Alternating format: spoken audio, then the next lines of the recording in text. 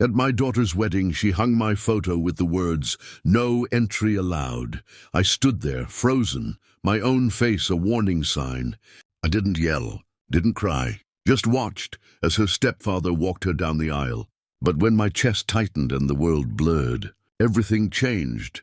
Before we continue, subscribe to the channel and tell us where you're listening from in the comments.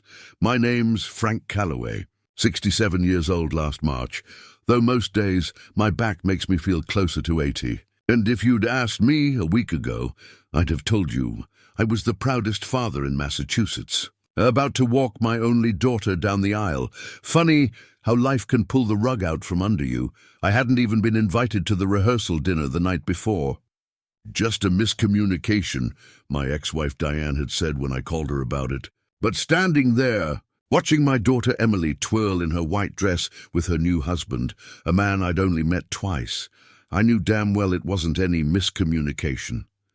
"You gonna just stand there all night, Frank?" I turned to see my brother Mike holding 2 glasses of whiskey. He handed me one, and I knocked it back without even tasting it. "You see that?" I nodded toward the photo.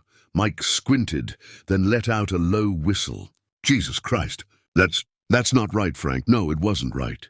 None of it was right, and my mind kept spinning back to where it all began. 25 years ago, Emily was just a little thing with pigtails and a gap-toothed smile. I worked construction back then, good money but long hours. Diane was always saying I wasn't around enough, but someone had to pay for the house in the good school district. The dance lessons, the braces. I remember this one night. Must have been 1999 or 2000. I'd been working 16-hour days for 2 weeks straight to finish a big commercial project. Extra pay meant Emily could go to that summer camp all her friends were talking about. I came home after dark, aching all over. The house was quiet. I figured everyone was asleep. But when I passed Emily's room, I saw the light under her door. I knocked softly. "Emmy, you still up, kiddo?" She opened the door in her pajamas, clutching the teddy bear I'd given her for her 5th birthday. Her eyes were red. "What's wrong, sweetheart?" "You missed my recital." Her voice was so small. "I was the butterfly, Daddy, the one in the middle." My stomach dropped. The spring dance recital. It had completely slipped my mind with all the overtime. "Oh, Emmy, I'm so sorry." I crouched down, ignoring how my knees cracked. "Daddy's been working really hard, but that's no excuse." Mommy said you don't care about my dancing. She hugged that bear tighter. The words hit me like a slap. "That's not true. Not true at all. I work so hard because I care so much." But even as I said it, I wondered if Diane was right. Maybe I was choosing work over them too often. Maybe providing wasn't the same as being there. I stayed up with Emily that night, and she performed her whole butterfly dance routine in the living room, just for me. I clapped until my hands hurt. After that, I tried to be more present. Cut back on overtime when I could. But the damage was already seeping in, like water through concrete. Slow, persistent, eroding the foundation. The divorce happened when Emily was 15. Diane said she couldn't do it anymore. The distance between us had grown too wide. I didn't fight it much. Maybe I should have. I got an apartment 20 minutes away. Every other weekend, Emily would stay with me. At first, she'd be sullen, barely speaking. But I kept trying. I learned to cook more than just burgers on the grill. I painted her room purple, her favorite color. Slowly, things got better. By the time she left for college, we could talk again. Really talk. I thought we'd turned a corner. Then came graduation. I sat in the audience, watching my baby girl accept her diploma.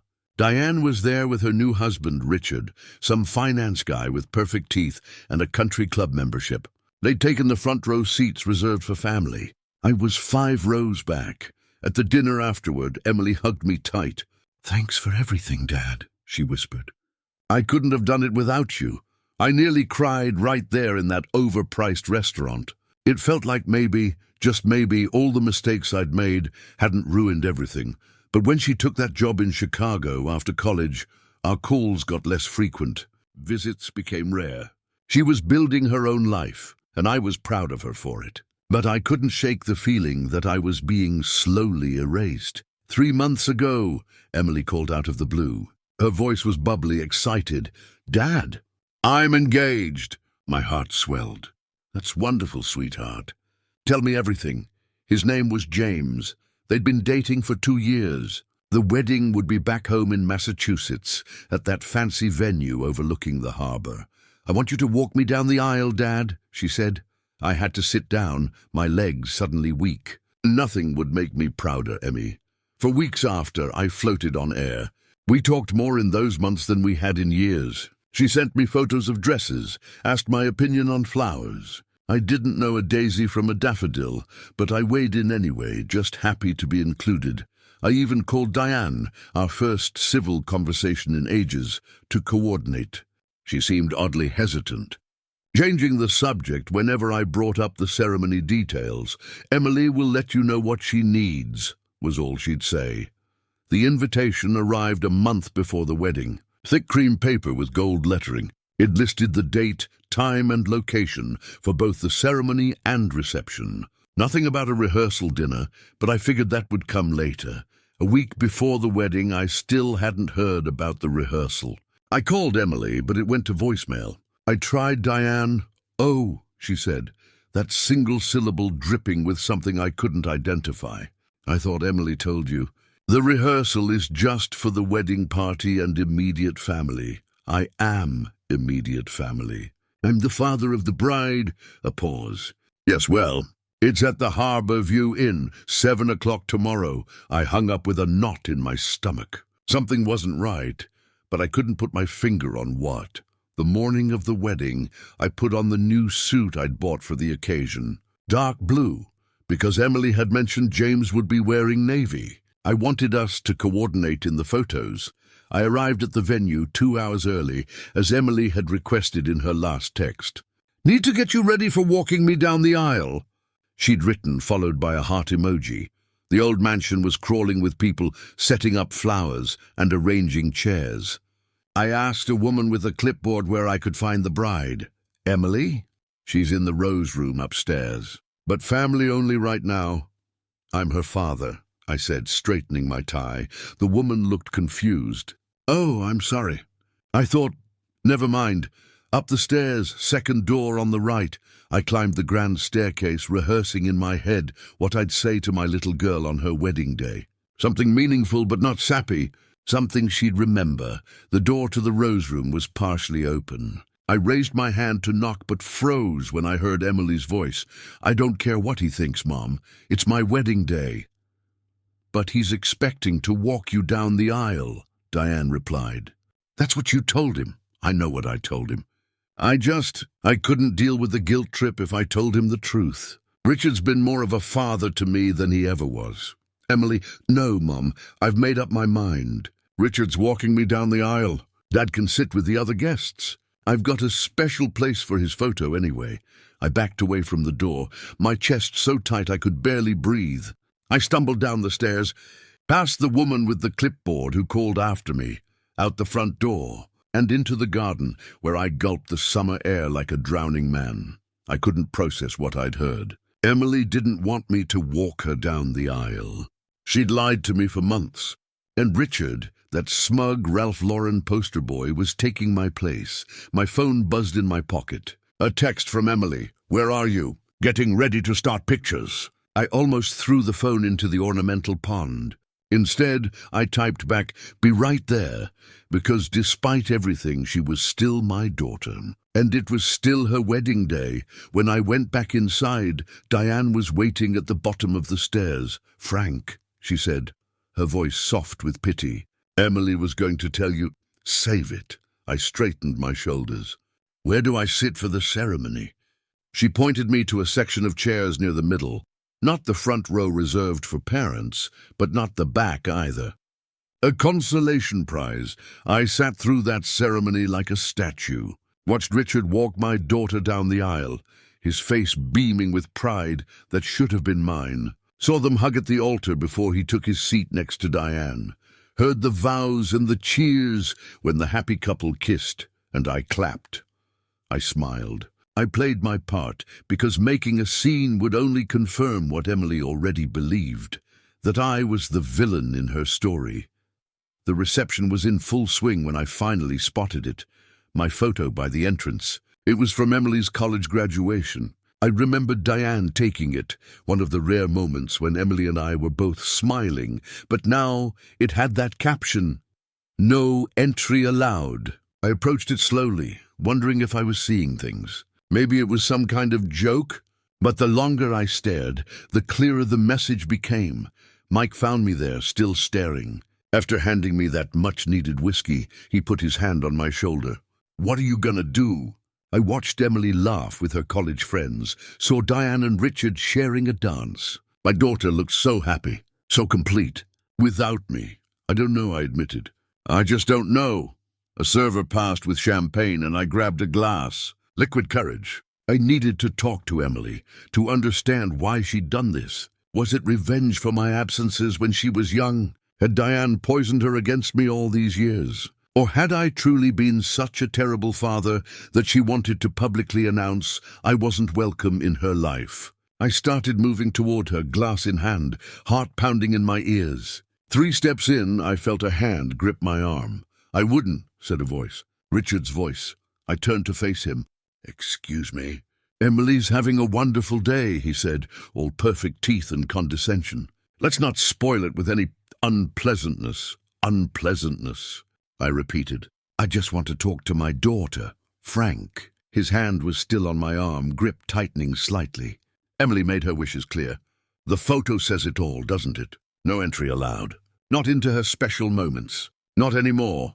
I looked from him to where Emily stood across the room, radiant in white. Our eyes met briefly and she quickly looked away, whispering something to her new husband.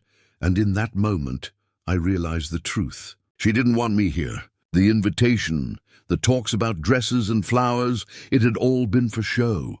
"Obligation, not love." "She's my daughter," I said, my voice cracking. Richard's smile never faltered. "And she's my stepdaughter. Has been for 12 years now." I was there for the nightmares after the divorce, the college applications, the first heartbreak. "Where were you, Frank?" Each word hit like a hammer blow. Because he wasn't entirely wrong. I had missed things, important things. But not because I didn't care, because I was working, providing, trying to be the father I thought she needed. I pulled my arm from his grip. "You don't know anything about me and my daughter. I know she asked me to make sure you didn't make a scene today." His voice was lower now, meant only for my ears. "So be the father she needs right now, Frank, the one who loves her enough to walk away." I stood there, champagne forgotten in my hand, as Richard patted my shoulder and walked back to join the festivities. The happy family I wasn't part of. My brother appeared at my side again. What did that jerk want? I couldn't answer. The room was spinning slightly, my chest tight. "Frank?" Mike's voice sounded distant. "You okay?" "You look pale." I tried to speak, but no words came. The glass slipped from my fingers, shattering on the polished floor. Heads turned. Emily looked over, her expression shifting from annoyance to concern. The last thing I saw before everything went dark was my daughter's face. And I couldn't tell if she was moving toward me or away. I woke up to the steady beep of hospital monitors and the smell of antiseptic. For a moment I couldn't remember where I was or how I'd gotten there. Then it all came flooding back, the wedding, that damned photo, Richard's smug face, and the world spinning before it went black. "He's awake," someone said. My brother Mike's voice. A nurse appeared above me, checking my vitals. "Mr. Calloway, can you hear me?" I tried to speak, but my throat felt like sandpaper. She offered me water through a straw. "You had a minor heart attack," she explained, after I'd taken a few sips. "You're stable now, but the doctor wants to keep you for observation." A heart attack. At my daughter's wedding. If that wasn't a metaphor for my life, I don't know what was. Did I ruin everything? I asked Mike once the nurse left. He shook his head. "Nah, they got you out pretty quick." Ambulance came in through the service entrance. "Most guests probably think you just had too much to drink." He paused. "Emily was pretty upset, though." "She was?" "Of course she was, Frank. Heart attack or not, you're still her dad." I wanted to believe him, but that photo kept flashing in my mind. No entry allowed. Is she here? I looked toward the door, half expecting, half hoping to see my daughter rushing in. Mike's hesitation told me everything. She and James are flying out for their honeymoon tomorrow morning. Diane said she'd stop by later, maybe bring Emily if there's time. If there's time. My daughter's father has a heart attack, and it's an if there's time situation. Right, I said, turning my face toward the window. Of course, it was nearly midnight when there was a soft knock at my door. I'd been drifting in and out of sleep, dreams mixing with memories. Emily as a little girl, riding on my shoulders at the county fair. Emily at 16, screaming that she hated me during the divorce. Emily in her wedding dress, looking right through me like I was a ghost. The door opened, and there she was, still in her reception dress, though her hair was coming loose from its fancy arrangement. She looked exhausted. "Dad?" Her voice was small, reminding me of that little girl who'd missed her butterfly at the recital. "Hey, Emmy." I tried to sit up straighter, wincing at the pull of IV lines. She hovered near the door. "Mom's parking the car. I wanted to check on you before we left." "That's nice of you." The words came out more bitter than I intended. Emily sighed, stepping further into the room but still keeping her distance. "The doctor said it was a mild attack.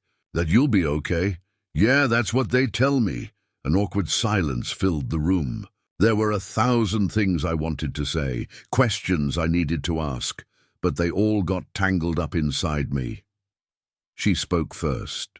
"I'm sorry if anything at the wedding upset you. If anything upset me, like finding out my daughter had lied to me for months, like seeing another man walk her down the aisle, like having my photo displayed with a warning label." "Why, Emily?" The question burst out of me. "Why did you do it?" "The photo, the lies about me walking you down the aisle, all of it." She looked down at her hands, twisting her new wedding ring. "It wasn't meant to hurt you." Well, it did. I gestured weakly at the hospital room. Pretty effectively, I'd say. "That's not fair."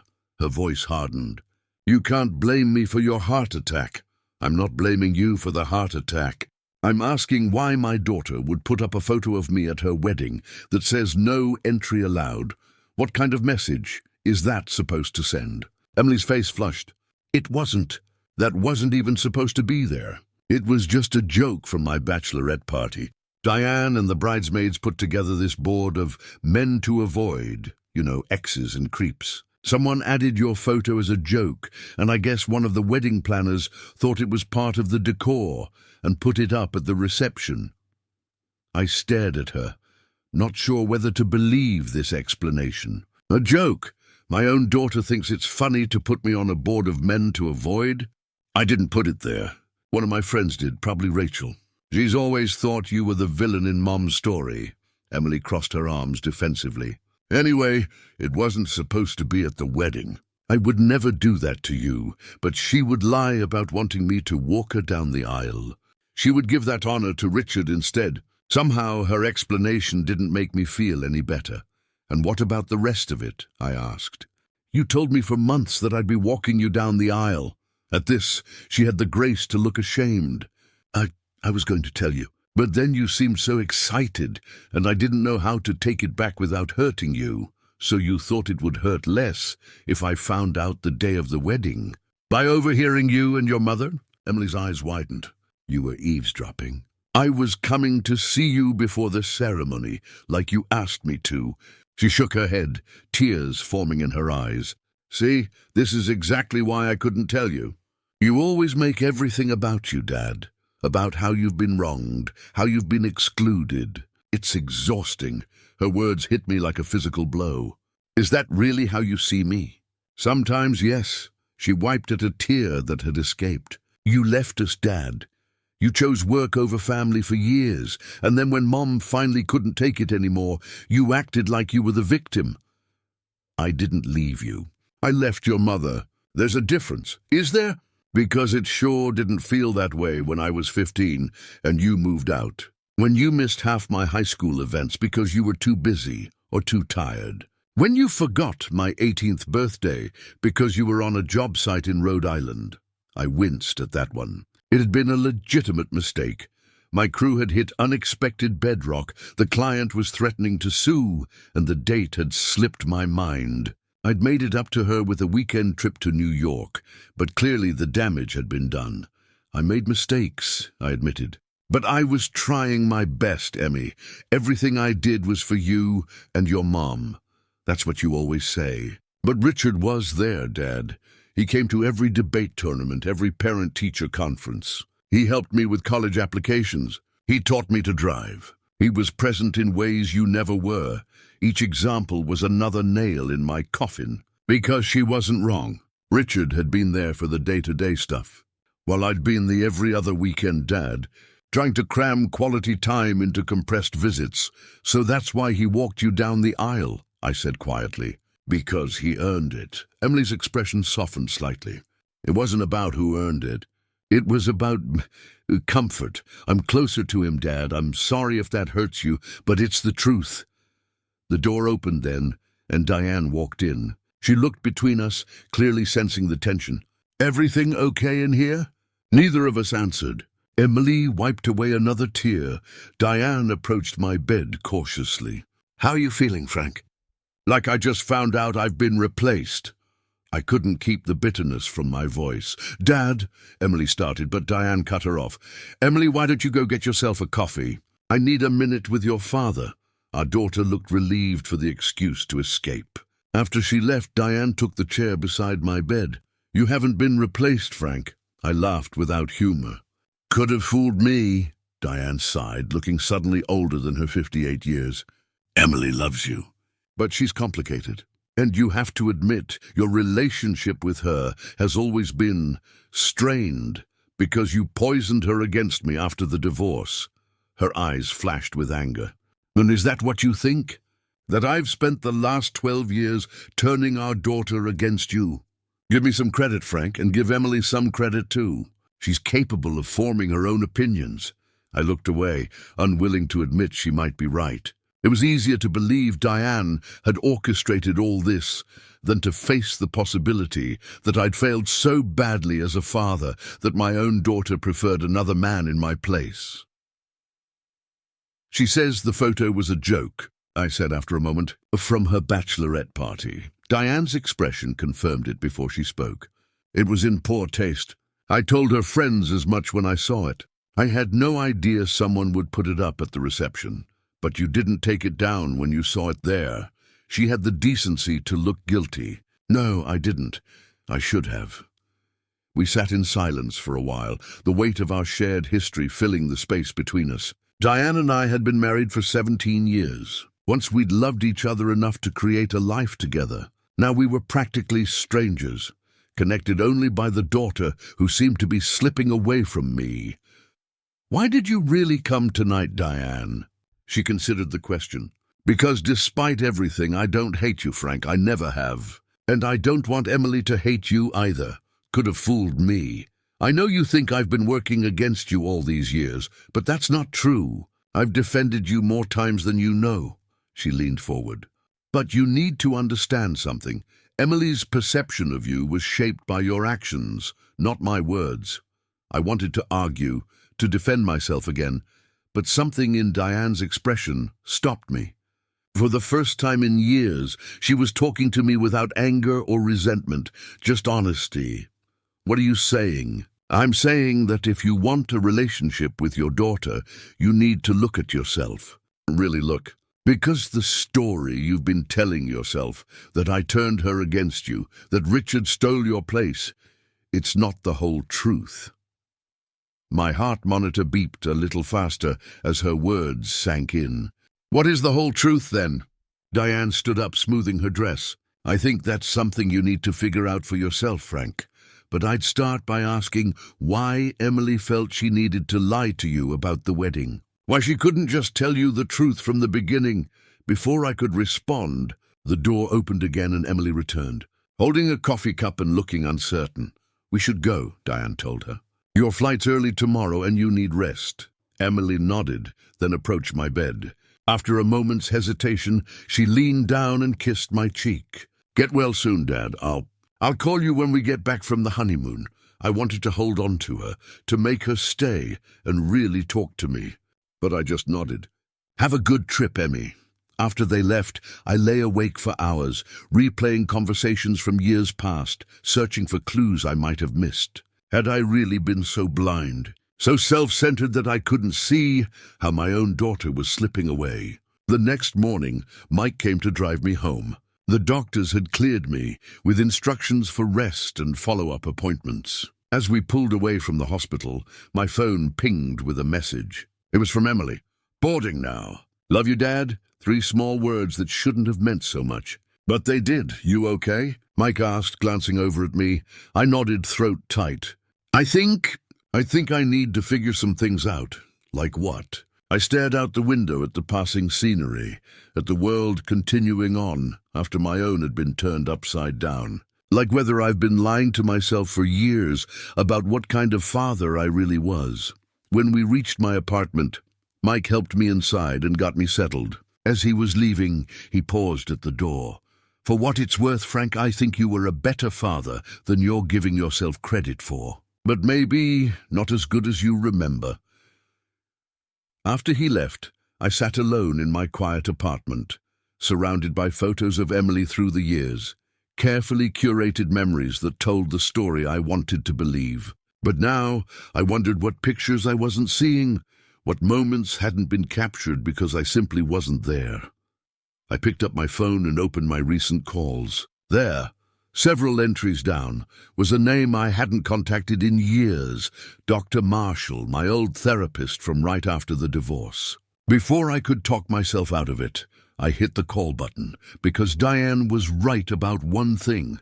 I needed to figure out the truth, the whole truth. Not just about what happened at the wedding, but about the years leading up to it. About the father I thought I was, versus the father Emily had experienced. And I had a feeling I wasn't going to like what I discovered. Dr. Marshall hadn't changed much in the decade since. I'd last seen him, still had that salt and pepper beard, those wire-rimmed glasses, and a way of looking at you that made you feel both seen and exposed.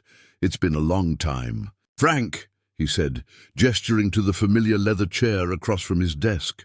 "What brings you back?" I settled into the chair, wincing slightly. My chest still ached from the heart attack, though the doctors assured me the damage had been minimal. "My daughter got married 3 days ago," I said, "and I think I've been lying to myself about our relationship for years." Over the next hour, I poured out everything. The wedding disaster, the photo, Richard walking Emily down the aisle, my heart attack, and the painful conversation in the hospital. Dr. Marshall listened without interruption, jotting occasional notes. When I finished, he set his notepad aside. "What do you want from these sessions, Frank? What's your goal?" I hadn't really thought about it in those terms. "I guess I want to understand what went wrong, how I lost my daughter without even realizing it was happening." He nodded. "That's a good start. But I want to suggest something that might be difficult. What if understanding isn't enough? What if you also need to accept responsibility for your part in this situation?" "I've admitted I made mistakes," I said defensively. "There's a difference between acknowledging mistakes and truly understanding their impact." He leaned forward. "Let's try something. I want you to make a timeline of Emily's life, the significant moments, both good and bad. Mark which ones you were present for and which ones you missed." It seemed like a simple exercise. I left his office with a notebook and a homework assignment that I figured would take an hour. Stops. I was wrong. Back in my apartment, I spread out old photo albums, school calendars I'd kept in boxes, and my work journals. I started with Emily's birth. I'd been there, of course, holding Diane's hand through 20 hours of labor. First steps, first words, present for both. But as Emily got older, the gaps started appearing. First day of kindergarten, I'd been there taking pictures with a disposable camera. First grade, I dropped her off on my way to work. Second grade, I'd been on a job site 2 hours away. The pattern continued through elementary school, present for some milestones, absent for others. Middle school was worse. Debate tournaments, science fairs, parent-teacher conferences. I'd missed more than half. My work journal showed why. Bigger projects, more responsibility, better pay. I'd told myself it was all for Emily's future, for her college fund. High school revealed the biggest gaps. Her first dance recital as lead missed it for a contract meeting. Her 16th birthday, I'd shown up late with a hastily wrapped present. When she got accepted to her dream college, I'd been in the hospital with a work injury. Not even her mother could reach me for hours. The divorce happened right before her sophomore year of high school. After that, the timeline showed regular visitations, but fewer significant events. I'd been relegated to the periphery of her life, receiving updates rather than witnessing moments. And then came the entry that stopped me cold. Emily's 18th birthday. Forgot. Working in Rhode Island. I remembered Emily's words in the hospital. When you forgot my 18th birthday because you were on a job site in Rhode Island, she'd remembered the exact location, the exact reason. While I'd written it off as an unfortunate slip-up, she'd carried it as evidence of where she ranked in my priorities. By the time I finished the timeline, it was 3 a.m., and the truth was laid out before me in black and white. I hadn't been the father I thought I was, not even close. For the next 2 weeks, while Emily was on her honeymoon, I dove deeper. Dr. Marshall suggested I speak with people who had observed my relationship with Emily over the years, to get outside perspectives on what I might have missed.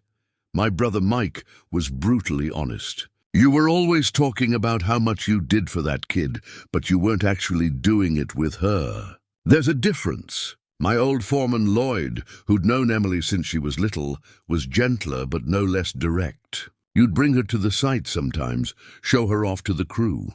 But then you'd get caught up in work, and she'd be sitting alone in your truck for hours, reading or whatever. I used to think, man, that little girl's got patience. Even my neighbor, Mrs. Petrovich, who'd sometimes watched Emily after school, had observations. She used to watch the clock when you were late. Never complained, but I could see her counting the minutes. Children notice these things, Frank. They notice everything. Each conversation was another piece of evidence in the case against me, not as a villain, but as something perhaps worse, an absent hero. A father who believed his sacrifices were enough, who confused providing with parenting. Emily and James returned from their honeymoon on a Sunday. She called me that evening as promised. "How are you feeling, Dad?" she asked, her voice tinny through the phone. "Better," I said. "How was Maui?" "Beautiful." "James got sunburned the first day." She laughed, and I could hear the happiness in her voice. "We have some pictures to show you if you want." "I'd like that," I said, surprised by the invitation. There was a pause. "Actually, we were thinking of coming over tomorrow night, if that works." "Nothing fancy, just to check on you and show you the photos." I agreed immediately, trying not to sound too eager. After we hung up, I spent the next day cleaning my apartment like a madman, dusting shelves that hadn't been touched in years, vacuuming corners, even buying fresh flowers for the table. They arrived at 6. Emily carrying a bottle of wine, James with a laptop tucked under his arm. The first few minutes were awkward, stilted conversation about flight delays and weather. But once we settled in the living room with the photos, things eased. Emily narrated their trip, swiping through images of beaches and sunsets, luau's and snorkeling adventures. James seemed like a decent guy, attentive to Emily in a way that made me think he truly loved her. I tried to focus on that instead of my lingering resentment. After the photos, over dinner I'd ordered from Emily's favorite Italian place. She looked at me with uncertainty. "Dad, about the wedding." I shook my head. "We don't have to talk about that now." "No, I think we do." She set down her fork. "I've been thinking a lot about it, and I owe you an apology. The photo thing was horrible, even if it wasn't intentional. And I should have been honest about wanting Richard to walk me down the aisle." Her directness surprised me. The old Emily, or rather the Emily I thought I knew, would have danced around the subject, avoided confrontation. "I appreciate that," I said carefully. "But I've been doing some thinking too. A lot, actually. And I realize I haven't been honest with myself about what kind of father I was to you." Emily's eyes widened slightly. James looked between us, clearly unsure if he should be part of this conversation. "Maybe I should give you two some privacy," he suggested, starting to rise. "No," I said. "Stay. You're family now, and this concerns you too." I took a deep breath and pulled out the timeline I'd been working on, now refined, organized, and brutally honest. I passed it to Emily. "What's this?" she asked, scanning the first page. It's a record of your life, the important moments. And whether I was there or not, my voice cracked slightly. Bisitid, I've been telling myself a story for years, that I was a good father who got pushed out after the divorce. But the truth is, I was already on the outside looking in long before your mother and I split up. Emily flipped through the pages slowly, her expression unreadable. When she reached the entry about her 18th birthday, she paused. You remembered, she said softly. I remembered after you mentioned it in the hospital. But I should have remembered then, Emmy. There's no excuse, she continued reading, occasionally nodding as if confirming memories of her own. When she finished, she passed the timeline to James, who glanced at it briefly before setting it aside, sensing this wasn't really for him. Why did you make this? Emily asked. Because I needed to see the truth. And because I owe you an apology, not just for the things I did wrong, but for not understanding how they affected you, for making everything about my intentions instead of your experience. The words were coming easier now, flowing from the insights I'd gained over the past weeks. I thought being a good father meant providing, making sure you had a nice house, good schools, money for college. But I missed the most important part, being there. Really being there, not just physically, but emotionally, present. I swallowed hard. Richard gave you that, and as much as it kills me to admit it, he deserved to walk you down the aisle. Emily's eyes filled with tears. Dad, let me finish, please. I reached across the table and took her hand. I'm not saying this to make you feel guilty or to get sympathy. I'm saying it because I want to do better. I want to be part of your life, your real life, not just the big moments. If you'll let me. For a long moment, Emily was silent, her hand still in mine. Then she squeezed it gently. I'd like that, she said. But I need you to understand something too. I don't hate you, Dad. I never have. But it's hard to be close to someone who doesn't seem to want to know the real you. What do you mean? You've always had this image of me as your little girl, the one who did ballet and got straight A's, but you missed so much of who I became. Do you even know what I do at my job? Or what James and I argue about? Or why I stopped dancing in college? I didn't. I realized with a sinking feeling that our conversations over the years had been superficial, pleasant but lacking depth. I knew the outline of her life, but not the details that made it real. I want to know, I said. All of it. Emily smiled through her tears. Well, that might take a while. I've got time, I promised. All the time in the world. Over the next 6 months, we rebuilt our relationship, not as the father and daughter we used to be, but as the adults we'd become. We had dinner every Sunday, sometimes with James, sometimes just the two of us. She told me about her work as an environmental consultant, her dreams of starting her own firm someday. I shared stories from my construction days that I'd never told her before. The camaraderie, the pride in creating something lasting. We had hard conversations too, about the divorce, about Richard, about the years we'd lost. Sometimes we argued, sometimes we cried, but we always came back to the table the next week, ready to try again. One Sunday in early spring, as we walked through the park after dinner, Emily linked her arm through mine. I have something to tell you, she said, a nervous smile playing at her lips. My heart skipped. What is it? James and I... We're having a baby. You're going to be a grandfather. The world seemed to stop for a moment. A grandfather? She nodded, watching my face carefully. Due in October. And Dad? We want you involved, really involved. Not just for holidays or photographs, but for the messy, everyday stuff too. I pulled her into a hug, careful not to squeeze too tight. I wouldn't have it any other way. As we continued our walk, making plans and sharing dreams for this new chapter, I realized something profound. It's never too late to become the person your child needs you to be. The father I should have been for Emily. I could be for her child, present, attentive, fully engaged. The photo from the wedding still haunts me sometimes. No entry allowed. But now I understand it wasn't just a cruel joke or a mistake. It was a warning sign I should have seen years earlier.